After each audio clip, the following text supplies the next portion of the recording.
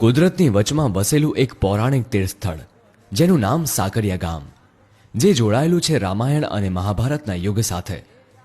લોકવાયકા અને મહાભારતના પ્રસંગો પ્રમાણે પાંડવોએ અહીં થોડા સમય માટે નિવાસ કર્યો હતો, જ્યાં સાકરિયાથી થોડીક દૂર આવેલું કલેશ્વરી ધામ આજે પણ સાક્ષી આપે છે.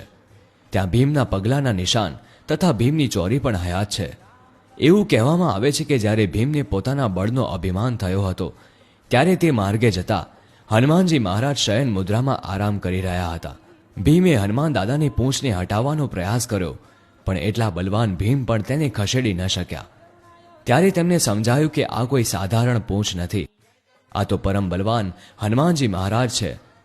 વર્ષો પહેલા અહીં ગાઢ જંગલ હતું અને જંગલની વચ્ચે એક આંબાના વૃક્ષ નીચે એક ભક્ત માધુભાઈએ હનુમાનજી મહારાજના મુખારવિંદ જેવો પથ્થર જોયો.